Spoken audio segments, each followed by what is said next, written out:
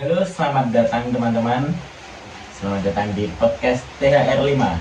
Podcast yang membuat wawasan dan pikiran cakrawala kalian semua akan luas. Oke, dengan saya Ahmad Mutohar.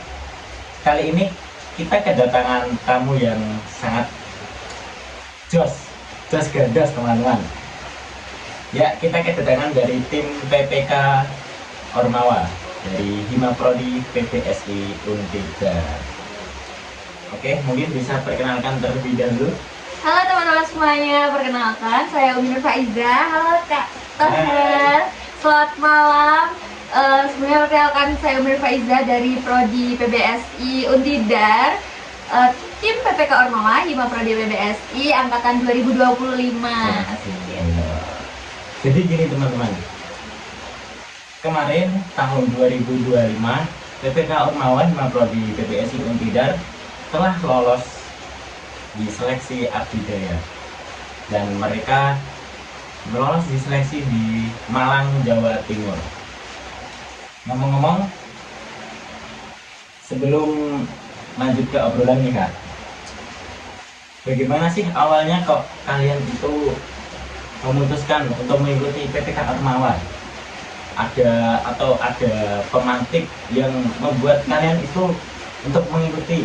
Oh iya, izin menjawab ya Kak. Jadi awal mulanya kita join di PPK Ormawa itu karena memang Himaprodi PBSI sendiri kan itu udah 2 kali berturut-turut ikut PPK Ormawa ya, yang kebetulan alhamdulillah lolos seleksi seperti itu, dan kemudian lanjutlah di periode ketiga atau periodenya kami.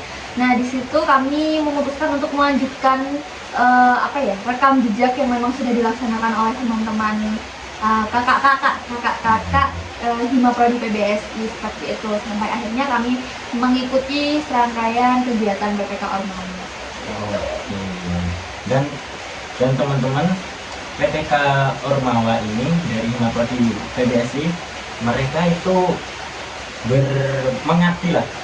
Mereka itu mengabdi di daerah sekitar kampus sendiri. Karena apa? Karena mereka itu membangun atau lebih memperkenalkan universitas mereka sendiri. Itu gimana ya Kak lokasinya? Kalau lokasinya sendiri itu ada di Desa Sidorejo ya teman-teman semua. Desa Sidorejo sendiri itu kurang lebih jaraknya 10 menit kalau dari kampus.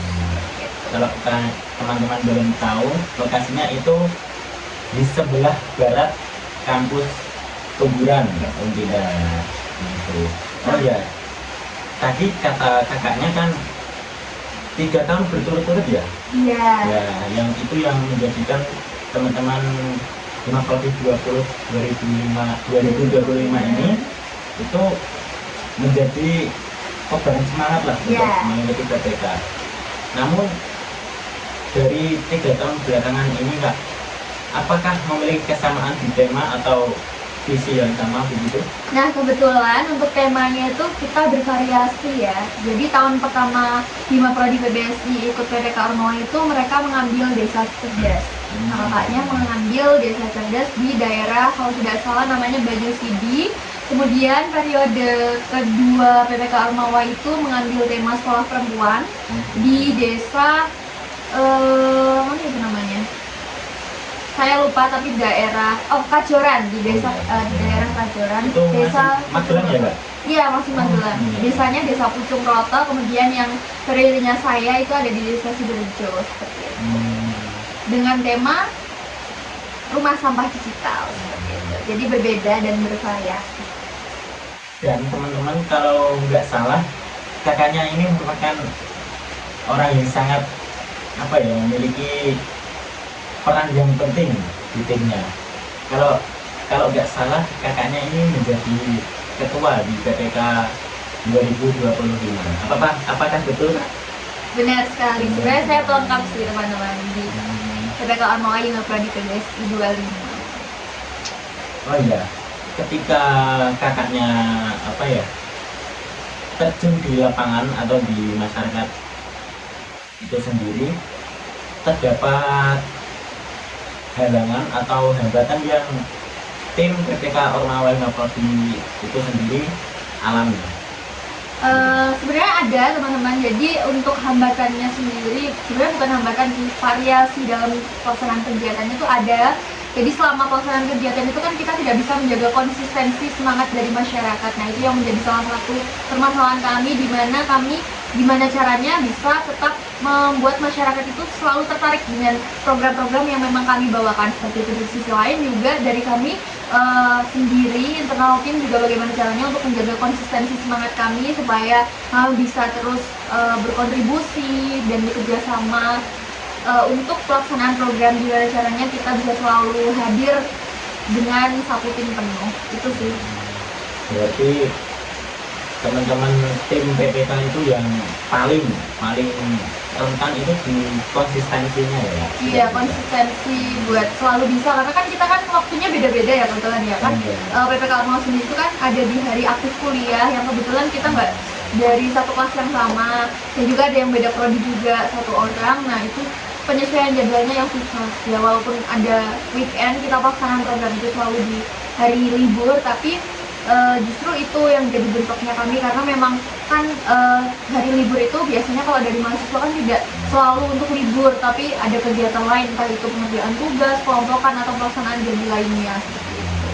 Jadi begitu teman-teman, kalau teman-teman mempunyai keinginan untuk kuliah atau melanjutkan studi ke perguruan tinggi, kalian masih bisa kok.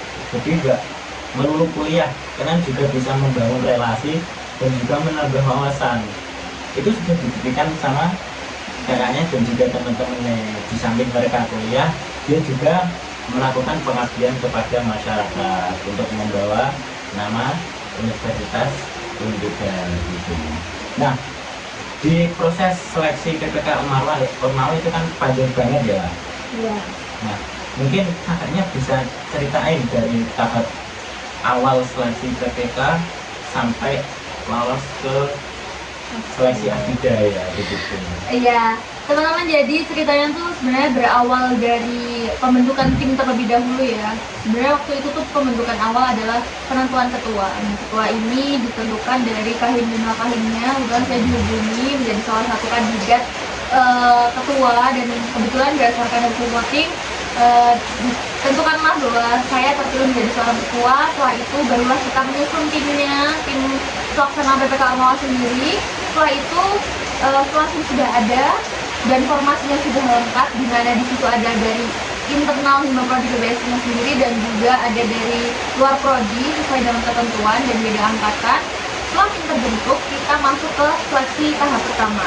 Nah, di seleksi tahap pertama itu semua mahasiswa yang mengikuti organisasi dan juga UKM itu mengikuti seleksi untuk masuk ke PPK Ormawa ini sebelum masuk ke seleksi pendanaan Ormawa seperti itu. Nah, setelah itu seleksi pertama diikuti kurang lebih 50 Ormawa dan UKM. Tersaringlah masuk ke seleksi tahap kedua, itu tersisa kurang lebih 20 atau 10 tim, saya lupa.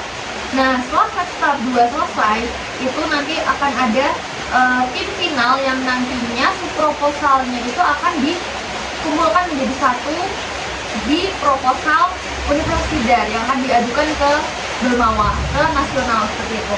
Nah, nantinya dari Ormawa akan melakukan seleksi lagi. Seleksi itu nantinya akan menentukan tim manakah yang akan mendapatkan pendanaan untuk pelaksanaan program pengabdian di desa yang sudah ditentukan ini, yang sudah di desa yang kami cantumkan di proposal gitu.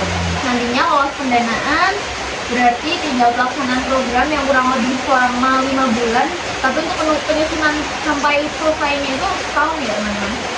Nah, pelaksanaan programnya kurang lebih 5 bulan. Setelah itu kita melakukan seleksi ini, penilaian kemajuan pelaksanaan program. Nah, di situ yang menentukan kira-kira seberapa besar dampak dari pelaksanaan program PPK Ormawa di desa. Kemudian itulah yang menjadi bekal awal bagi tim Kemendikbudristek untuk menentukan apakah tim ini benar-benar layak untuk mendapatkan penghargaan pada tingkat nasional. Seperti itu, nanti ketika sudah PKP selesai, masuklah ke seleksi penerima nominasi atau penghargaan di Abidaya. Oke, nah alhamdulillah kemarin kita sampai di Abidaya dan di sana mendapatkan penghargaan baik itu dari desanya, dosen pembimbingnya dan juga tim pelaksananya. Alhamdulillah kita mendapatkan juara 3 terbaiknya. Tepuk tangan teman-teman buat kakak dan timnya. Terima kasih. Tadi yang kakaknya cerita, mereka kan bersaing teman-teman PPK Ormawa Prodi ini dengan 50 peserta lainnya. Ya. Dan saya ingin bertanya Pak, apa yang membuat seyakin itu dari subproposal atau proposal dari tim PPK Ormawa ini dapat lolos seleksi begitu? Oh ya, yang membuat kita yakin adalah inovasi dan kebaruan yang kita hadirkan. Jadi sebenarnya Univ sendiri itu sudah menuntut kita untuk benar-benar kreatif ya teman-teman. Benar-benar kreatif, gimana caranya kita itu menghadirkan program yang nggak biasa aja. Jadi benar-benar ada kebaruan yang bisa membuat itu menjadi satu nilai plus sehingga lebih unggul daripada tim yang lainnya. Tadi kan ada 50 tim ya teman-teman, kurang lebih segitu. Nah, kenapa kok kita bisa lolos? Pertama, dari segi kepenulisan itu benar-benar harus dipatuhi. Yang kedua, kita juga harus memperhatikan apakah program itu dilaksanakan dengan realisasi yang mungkin sekali untuk dilakukan. Kemudian kita juga mempertimbangkan proporsi anggaran-anggarannya seberapa logis itu. Kemudian kelengkapan berkasnya juga diperhatikan sekali ya teman-teman. Jadi ya mungkin dari situlah yang membuat alhamdulillah tim PPK Ormawa kita bisa lolos sampai tahap Abidaya seperti itu. Lalu Kak, yang bikin saya kayak wow, memikirkan wow, kakak ini saat kepenulisan tadi kan harus menyiapkan proposal dan subproposalnya. Yeah. Di balik cerita kakaknya ini dalam alur penulisan ini, yeah. Apakah banyak yang harus dirubah atau direvisi begitu? Nah kebetulan alhamdulillahnya nggak terlalu banyak ya, dan kebetulan juga ada timnya sendiri. Jadi kan kita 15 orang dalam satu tim. Nah di situ dari saya sendiri sudah melakukan manajemen tim, di mana ada yang bertugas untuk mengerjakan bagian pendahuluan, latar belakang masalah, tujuan, terus solusi permasalahan, indikator yang harus dicapai, dan bagian-bagian proposal lain, sehingga setiap bagian itu kan ada yang megang. Nah, saya sudah menekankan dari awal, kerjakan dengan sebaik-baiknya, perhatikan kepenulisan supaya nantinya bagian yang memang orang-orang atau anak-anak atau tim yang bertugas di revisi dan juga pengecekan EYD, kepenulisan dan lain-lain itu tidak terlalu repot dan kita juga tidak memakan waktu lama. Jadi di situ memang sudah dikerjakan dari awal, dicek terlebih dahulu oleh tim yang memang bertanggung jawab di setiap sub bahasannya. Nah nanti tinggal tim penyunting itu tinggal memastikan apakah sudah benar-benar tepat. Dan kebetulan alhamdulillah kemarin nggak terlalu banyak, cuma memang kita PR-nya adalah ngurangin pembahasannya kita, karena memang di subproposal ini kan kita ketentuannya adalah maksimal 15 halaman, sedangkan itu nggak bisa. Kemarin sempat kesulitan karena kayak rasanya tuh udah dipadatkan, kok masih nggak mau 15 halaman nih. Akhirnya ya udah benar-benar gimana caranya setiap kalimatnya itu bisa lebih merangkum apa yang kita maksudkan tanpa melewati batas halaman yang sudah ditentukan, seperti itu sih. Sebenarnya itu. Jadi dengan cara menulis itu kakaknya membuat tim masing-masing ya, Kak? Ada tim penyunting, dan juga ada tim penulis juga. Nah, dari banyaknya tim di dalam tim kakak ini, berarti kan ada tim di dalam tim ya, Kak? Nah, apakah dari tim antara tim ini memiliki perbedaan pendapat atau ada slack lah begitu? Kalau perbedaan pendapat itu pasti ada ya teman-teman, karena beda orang, beda isi pikiran juga. Disitulah titik dimana kita memang harus duduk bersama dan juga bertukar pikiran. Kira-kira setiap opini itu kan pasti ada hal-hal plus dan minusnya. Nah di situ kita semua menyampaikan pendapat, setiap yang menjadi pendapat kita, terus kira-kira apa saja yang bisa kita yakini bahwa itu sudah tepat, nah disampaikan. Nah nantinya setiap opini ini dikumpulkan jadi satu, kita berdiskusi bersama, memilihlah mana yang paling tepat. Nah, akhirnya dari perbedaan-perbedaan itu kita menemukan satu kesatuan yang akhirnya sepakat bahwa itulah yang akan kita ambil. Nah, contohnya ini pada salah satu keluaran kami, yaitu website seperti itu teman-teman. Jadi di situ awalnya tuh kita mau ada fitur game. Fitur game itu kan menjadi salah satu fitur yang wah, sepertinya ini berbeda dengan tim yang mungkin mengambil judul atau topik yang sama tentang rumah sampah digital.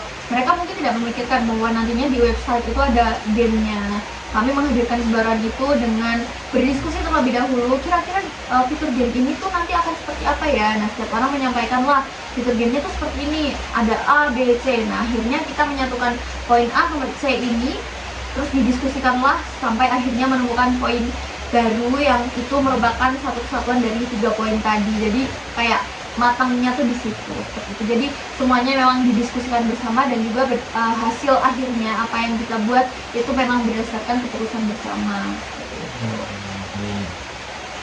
Nah, berarti teman-teman dalam pembuatan ini pastinya ada slide ya. Dan tim kakaknya ini dengan menggarisbawahi atau dengan cara damainya itu dengan cara berdiskusi atau bermusyawarah, bagaimana cara bertukar opini mereka, lalu kita satu padukan begitu. Lalu kak, kan tadi kakaknya pas terjun di lapangan terdapat hambatan dan juga kayak halangan lah begitu. Saya ingin bertanya, apakah pas terjun di lapangan kakaknya itu memiliki momen yang membahagiakan atau momen yang kakak tidak bisa lupakan sampai sekarang begitu? Ada teman-teman, jadi momen yang paling nggak bisa aku lupakan adalah ketika pembukaan PPK Ormawa sendiri. Itu benar-benar satu dusun, satu desa datang ke acara itu, dan juga kita tuh kan ada menghadirkan kesenian daerah di sini. Kita tuh kayak bahasanya tuh menanggap kesenian yang memang ada, ya, kesenian yang ada di situ. Dan kemudian disitulah momen yang nggak bisa aku lupain ketika aku melihat bahwa masyarakat itu benar-benar menyambut antusias bagaimana kita nantinya akan berprogram, dan juga pokoknya di situ tuh semangat masyarakat tuh kelihatan banget. Wah, ini udah jadi lampu hijau juga nih buat kita ketika melakukan program besok. Jadi itu sih yang menurut aku nggak bisa dilupain. Terus di poin keduanya tuh ada ketika kita tuh sebelum pelaksanaan pembukaan kita mengadakan namanya kayak kumpul gitu, terus doa bersama masyarakat di situ. Terus kita menyampaikan, kita bahasanya tuh melaksanakan gladi terlebih dahulu ya teman-teman. Kita melaksanakan gladi pada malam sebelum acara, tapi sebelum gladi itu benar-benar dilaksanakan, kita melaksanakan ngaji bersama terlebih dahulu. Di situ momen yang benar-benar aku gak bisa lupakan, karena memang wah, ternyata kita terima itu ya di masyarakat sini seperti itu. Itu sih yang paling membekas di hati dan pikiranku. Berarti dari masyarakat sendirinya itu dari awal sudah menerima kalian semua itu sudah dengan baik dan benar sekali, antusias sekali ya. Iya. Lalu tadi kan sudah membahas terkait tim kakak ini terjun di lapangan dan juga bagaimana cara kakak membagi peran di dalam tim PPK itu sendiri. Iya. Lalu selanjutnya apa sih kak dampak yang diberikan oleh kegiatan tersebut? Baik teman-teman, jadi dampak dari pelaksanaan program kami kan kemarin bawa inovasi pengelolaan sampah. Jadi di desa itu kenapa kok kami ambil topik rumah sampah digital, karena memang di desa itu tuh punya potensi bank sampah di setiap dusunnya. Di situ tuh ada 7 dusun, di setiap dusunnya ada bank sampah. Kita ambil potensi itu, kemudian kita hadirkan kebaruan di mana awalnya itu sampah memang hanya ya sudah masyarakat menyetorkan sampah. Yang namanya bank sampah kan berarti stor sampah, terus nanti sampahnya itu disetorkan ke pengepul. Akhirnya dapatnya berapa itu akan ditabung terlebih dahulu di bank sampah ini, dan nantinya akan dikasih diberikan kepada masyarakat yang sudah menabung di bank sampah ini ketika akhir periode atau setiap akhir tahun seperti itu. Nah, ini kita menghadirkan kebaruan dengan penawaran pengelolaan sampah yang nggak hanya langsung dijual begitu saja, tapi diolah terlebih dahulu. Kayak misalkan sampah botol nih, sampah botol nggak langsung dijual botol gini aja terus ditimbang, dikumpulin seperti itu, tapi dijadikan ekobrik, dipadatkan, diisi dengan kresek atau plastik-plastik seperti itu supaya tidak menjadi sampah yang mencemari lingkungan ya teman-teman. Nah, nanti dari ekobrik ini bisa dijual.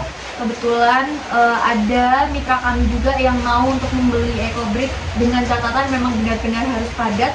Satu ekobrik itu dengan ukuran botol yang 1 liter itu tuh harus benar-benar padat. Mereka mau membeli dengan harga kurang lebih 3.000. Itu kan lumayan ya teman-teman. Kalau misalkan botol kayak gini, kalau tidak salah ingat botol aqua atau apa ya, fit seperti itu dan sejenisnya, sebenarnya kalau misalkan cuma dijual botolannya aja itu cuma laku paling 100 perak atau berapa. Nah, kalau misalkan kita mau untuk mengelolanya menjadi ekobrik terlebih dahulu kan nilai jualnya tambah banyak nih, jadi 3.000, lumayan banget nih kalau misalkan memang masyarakat mau melakukan itu. Nah, dampaknya sih yang paling terlihat yang seperti itu, kayak menghadirkan inovasi. Selain itu juga kita menawarkan bahwa masyarakat itu bisa loh menangani sampah organiknya dengan cara melakukan budidaya maggot. Nah, salah satu program kami itu ada budidaya maggot ya teman-teman. Jadi masyarakat itu tidak kebingungan lagi dengan adanya sampah organik itu nanti dibuang kemana. Ya biasanya dari masyarakat sendiri mengakui bahwa ya sudah, kalau sampah organik tinggal buang saja di halaman seperti itu. Nah, kami menghadirkan solusi baru di mana masyarakat itu bisa melakukan budidaya maggot. Nanti sampah organiknya bisa diberikan kepada maggot sebagai pakan, dan nanti maggotnya itu bisa dijual, bisa dibudidayakan. Terus juga nanti itu kan bisa jadi salah satu pemasukan bagi masyarakat. Itu sih Kak, salah beberapanya. Jadi yang masyarakat awalnya itu sudah punya kegiatan di bank sampah, lalu kakaknya itu merubah dari hasil yang awalnya masyarakat ini menjual 1 botol misalnya 1.000, lalu kakaknya memberikan inovasi lalu menghasilkan sampah dari botol itu menjadi 2.000 gitu, nilai yang lebih tinggi, upgrade ya teman-teman. Jadi dari sampah-sampah itu tidak yang menjadikan sampah yang menumpuk, kita juga bisa mendaur ulang sampah. Benar sekali, prinsip 3R ya teman-teman. Lalu selanjutnya Kak, ya, ada yang pernah dirasakan momen di saat warga itu pernah bilang nggak ke kakak kalau inovasi ini sangat memiliki manfaat yang banyak begitu kepada masyarakat? Ada, dari masyarakat itu salah satunya sangat tertarik dengan pembuatan lilin aromaterapi teman-teman. Jadi mereka itu sangat ingin dan memiliki minat yang tinggi untuk mendaur ulang ini minyak jelantah. Jadi minyak jelantah itu kan bisa dijadikan lilin aromaterapi dengan berbagai macam wewangian. Bisa dari wewangian yang dari bahan apa ya, dari bahan, ada bahannya sendiri kok itu, sama dari yang memang murni dari alam seperti itu, kayak misalkan aroma serai gitu. Itu bisa. Nah, masyarakat itu memiliki ketertarikan yang sangat tinggi di situ. Bahkan dari masyarakat mengungkapkan, "Mbak, ini besok kesini lagi ya, kita diajarin lagi ya cara bikin lilin ini." Nah, kebetulan dari kami yang menyediakan bahan utamanya parafin itu namanya. Nah, parafin itu yang menjadi bahan utama yang nantinya akan dicampurkan ke minyak jelantah itu supaya nantinya bisa padat menjadi satu lilin seperti itu. Nah, itu yang masyarakat sangat tertarik ya teman-teman. Selain itu juga maggot itu menjadi satu hal yang menarik bagi masyarakat, karena mereka itu walaupun agak geli ya teman-teman, tapi memang manfaatnya banyak. Jadi akhirnya di setiap dusun itu alhamdulillah berjalan, masyarakat itu melaksanakan budidaya maggot secara mandiri setelah kami selesai pelaksanaan program. Jadi di setiap dusun itu ada orang-orang yang memang menjadi pegiat budidaya maggot gitu. Berarti masyarakat ini sangat senang sekali ya. Iya, betul sekali. Pas kakaknya ini memberikan inovasi bahwa dari banyak jelantah itu bisa menjadikan lilin aromaterapi. Betul Dan sekali. saya juga pernah Kak menemukan bahwa lilin itu yang baunya kayak bau kopi. Oh iya, ada. Ada itu Kak? Ada. Dibuat juga nggak di sana?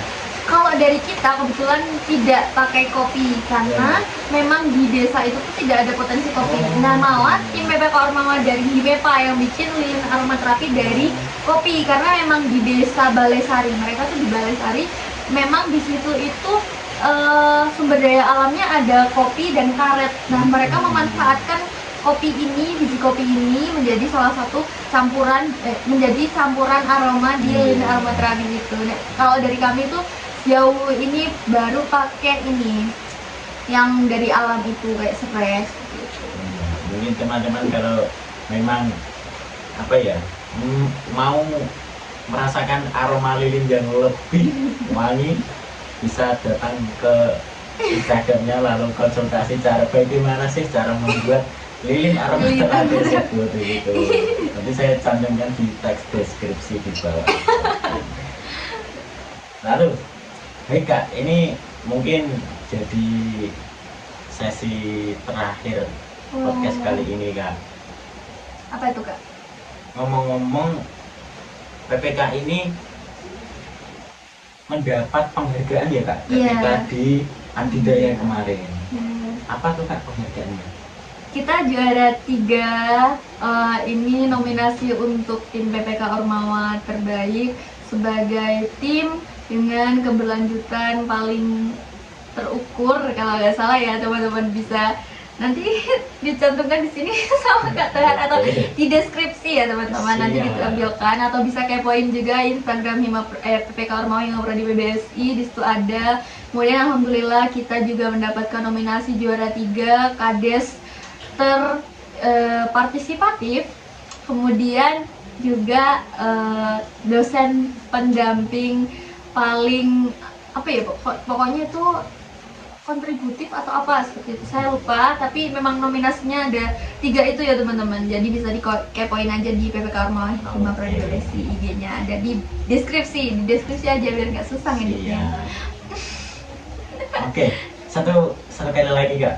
Oh, boleh. Mungkin ini pesan-pesan dan nasihat buat teman-teman yang mau mengikuti jejak seperti kakak semua ini. Apa sih nasihat atau pesan yang ingin disampaikan kepada tim atau Ormawa yang ingin mengikuti PPK Ormawa? Oke.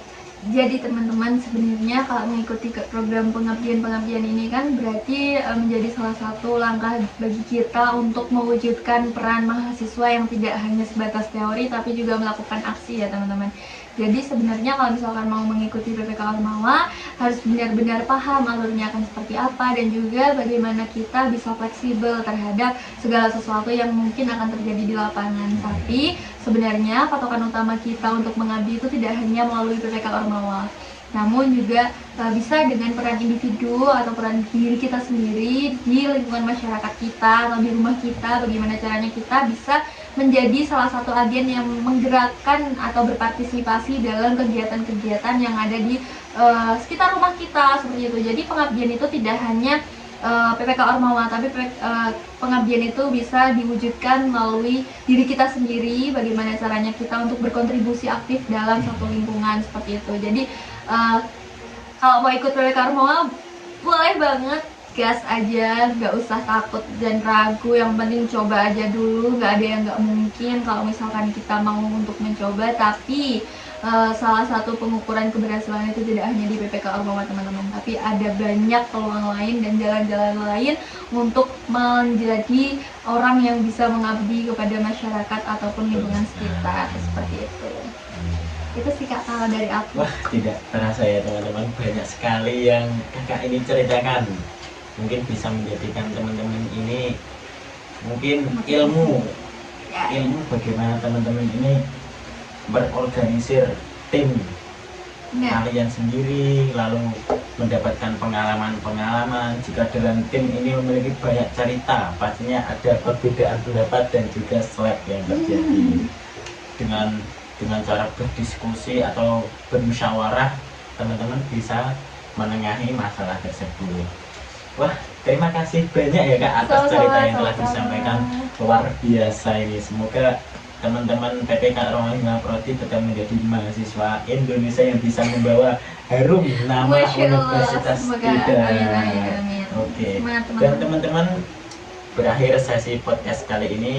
Jangan lupa saksikan di channel berikutnya. THR 5. THR 5. Goodbye. See you. Sekian, bye-bye. Terima kasih. Aduh.